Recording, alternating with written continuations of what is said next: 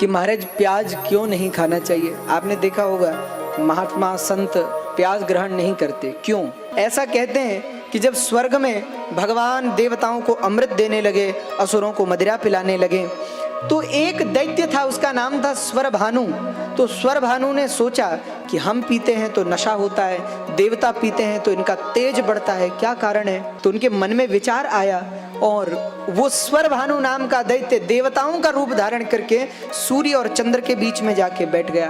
तो भगवान ने उसे भी अमृत दे दिया और उसने जो अमृत पिया तो सूर्य चंद्रमा ने आवाज लगाई कि प्रभु ये तो असुर है, इसको आपने अमृत क्यों दे दिया? तो भगवान ने तुरंत सुदर्शन का आह्वान किया और सुदर्शन चलाया, उसने वो अमृत पिया, भगवान ने उसका सिर काट कर अलग कर दिया। कहते हैं तब उसके गले से अमृत की एक बूंद गिरी और उसके रक्त की बूंद, क्यों गला कटा तो रक्त भी गिरा, तो रक्त की बूंद और अमृत की बूंद वायु में मिली और मिलकर के धरती पर गिरी। तो ऐसा मानते हैं संतों में कि उससे फिर प्याज की उत्पत्ति हुई है। प्याज लहसुन जो आप कहते हैं ना, उससे उसकी उत्पत्ति हुई है।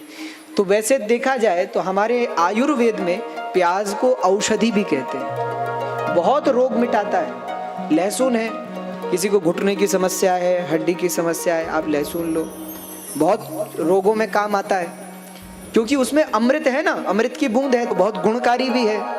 लेकिन असुर का रक्त भी है तो तमोगुणी है, उसको खाने से तमोगुण बढ़ता है जीवन में। इसलिए संत अब जिसको भजन करना है, साधन करना है, भैया उसमें तो तमोगुण होना नहीं चाहिए, इसलिए वो तमोगुणी भोजन से बचते हैं, सात्विक भोजन करते हैं। इसलिए साधुओं के यहाँ, संतों के यहाँ प्याज लहसुन खाने की परंपरा नहीं है, मना करते हैं कि नहीं खाना चाहिए। तो यही एक कारण है, बाकी ऐसा नहीं है। उसमें गुण भी है क्योंकि अमृत है और तमोगुणी है, इसलिए दोष है। तो हम लोग भी जब व्रत कर, आपने देखा होगा कई लोग और दिन तो, और हम क्या कहें, लेकिन कम से कम जब आप व्रत करो, कोई नवरात्र का समय है, कोई सात्विक अनुष्ठान का समय है, तो उस समय तो कम से कम प्याज लहसुन का त्याग करना ही चाहिए। क्यों? क्योंकि जब हम अनुष्ठान में बैठे हैं तो सात्विकता का होना बहुत